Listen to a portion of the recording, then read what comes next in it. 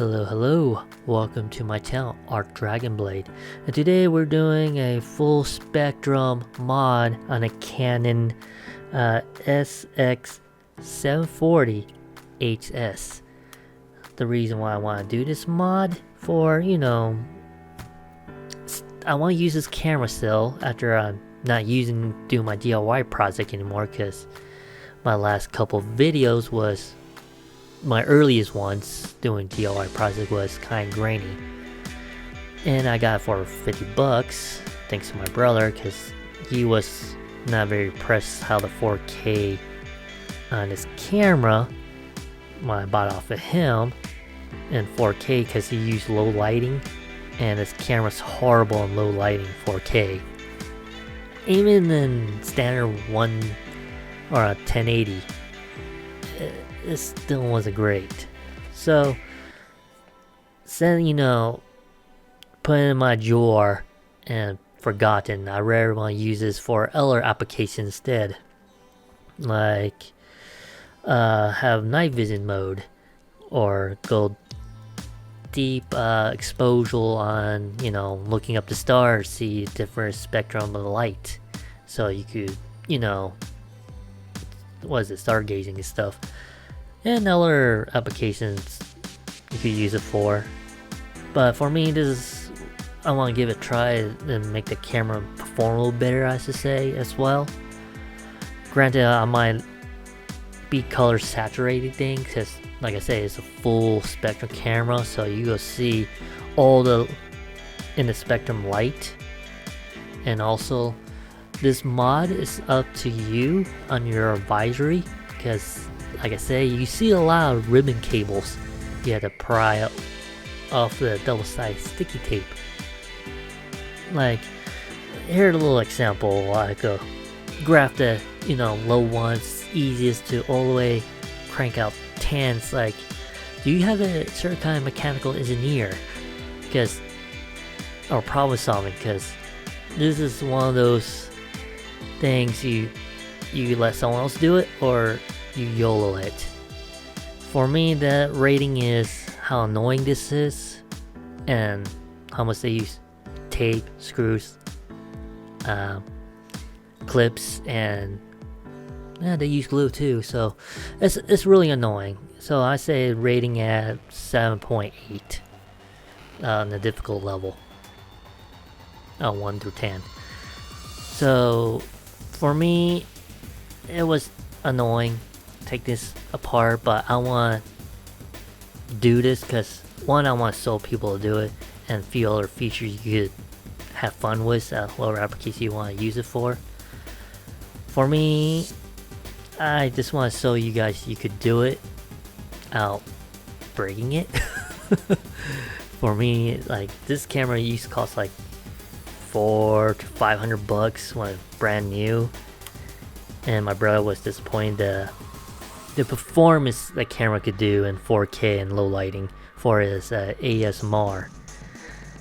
I bought off of him 50 bucks and doing my own DIY project, beginning my series, and I wasn't very impressed in low lighting either in 4K.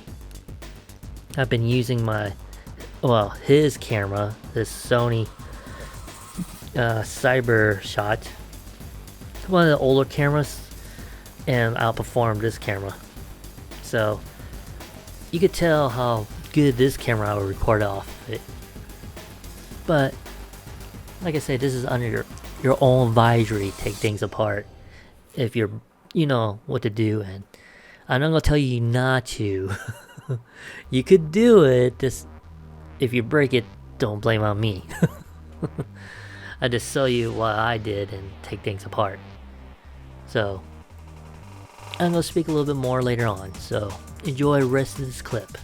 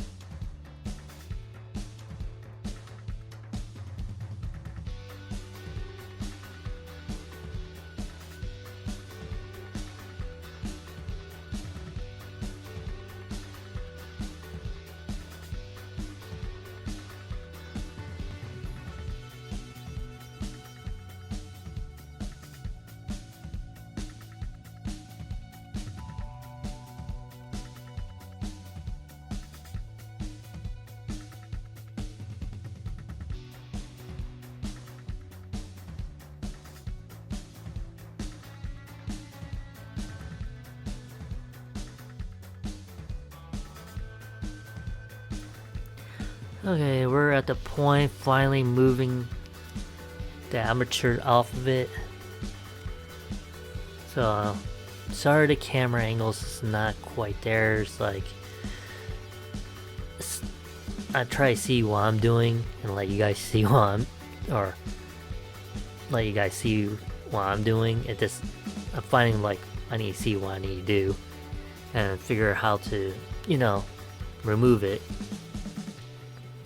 So this was a little bit tricky because I didn't know how, because after you move those screws it should pop right easily, but it wasn't. I don't want to pop that off, so I'm trying to go to where the metal plate is.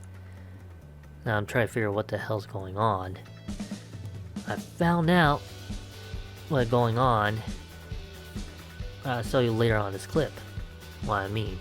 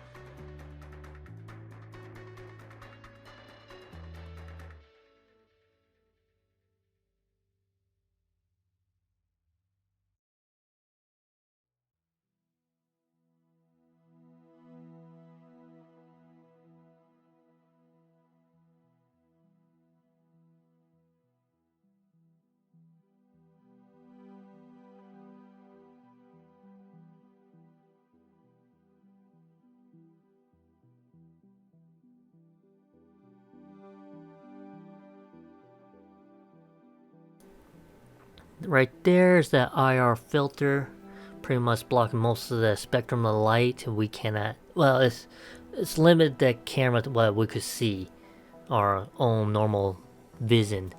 This one's, that's why I try to move that little glass there, I don't know what they call it, was it IR filter or something like that? So basically it's just limited the vision and this limited camera what we could see. Removing that, you could see a lot more what the camera could see. And also it's kind of hindered the brightness on for the aperture back there. And it's really small too. I thought it'd be a little bigger for 4K, and I'm pressing on the glass so I can move it with my finger, like kind of like a suction cup.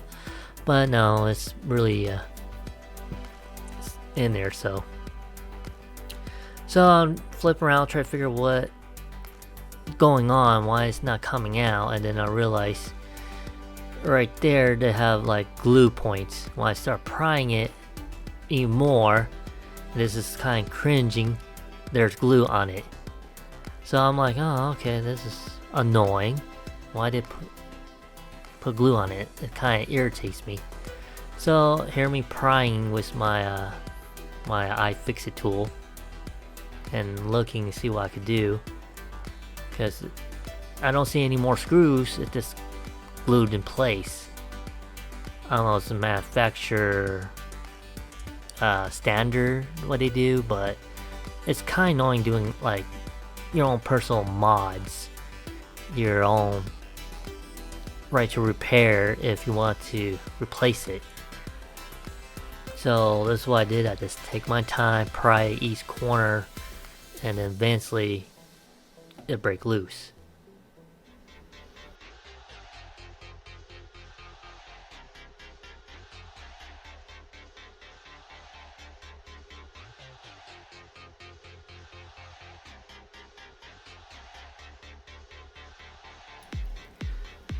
Finally we got the module out. The aperture is not that big for 4K.